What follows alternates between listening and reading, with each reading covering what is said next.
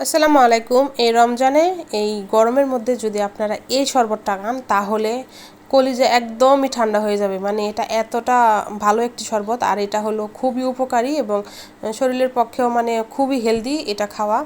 তো এখানে দেখেন আমি পানি নিচ্ছি, পানির সাথে একটু চিয়া সিড ভিজিয়ে নিতেছি। চিয়া সিডটা কিন্তু আপনারা অনেকক্ষণ নেড়ে তারপর ভিজিয়ে নেবেন, তা না হলে চিয়া সিড কিন্তু উপরে ভেসে থাকে। আর এখানে হালকা পরিমাণ থুকমার দানা নিছি। তো এইগুলো আমি একটু ভিজিয়ে আমি প্রায় 2 ঘন্টার জন্য রেস্টে রেখে দেব। চিয়া সিড আর থুকমা এটা যে কতটা উপকারী শরীরের জন্য, এবং যারা ডায়েট করেন তারা তো অবশ্যই জানেন চিয়া সিডের গুণাগুণই কী বলি, মানে গুণাগুণ অনেক অনেক বেশি। তো আমি 2 ঘন্টার জন্য রেস্টে রেখে দিছি। এখন 2 ঘন্টা পর এটা আমি দেখব যে কতটুকু হয়েছে। দেখেন 2 ঘন্টা পর এটা কিন্তু ভালোভাবে এটা একদমই ভিজে গেছে।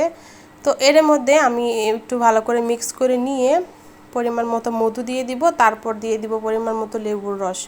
তো এটা লেবু শরবত কিন্তু এমনিও আমরা গুড় দিয়ে মধু দিয়ে খাই। তো এটা যদি আপনারা চিয়া সিড আর থুকমার দানার সাথে খান তাহলে আমার মনে হয় এটা এই রমজানের ইফতারের জন্য পারফেক্ট একটি শরবত রেসিপি হবে। খুবই এটা খেতে অনেক মজা এবং খুবই হেলদি এটা। তো আশা করি সবাই বাসায় ট্রাই করবেন। তো আমি তো এইরকম করে প্রতিদিনই ইফতারের মধ্যে খাই। এটা খেলে মানে শরীরে যে এনার্জিটা মানে আমার মনে হয় সাথে সাথে ফিরে আসে, মানে এতটা এটা এনার্জিক একটি ড্রিঙ্ক। তো এই দেখেন আমি সব কিছু ভালোভাবে দিয়ে আমি আর একটু ঠান্ডা পানি দিয়ে নিচ্ছি, দিয়ে ভালো করে নেড়ে চেড়ে এখন আমি আজান দেওয়ার অপেক্ষা, আজান দিব আর খাবো। তো আপনাদের বাসায় মধু না থাকলে গুড় দিয়ে চিনি দিয়েও করতে পারেন। তো আমার কাছে মনে হয় চিনিটা না খাওয়াই ভালো, যদি সম্ভব হয় একটু গুড় দিলে আরও বেশি ভালো হয়।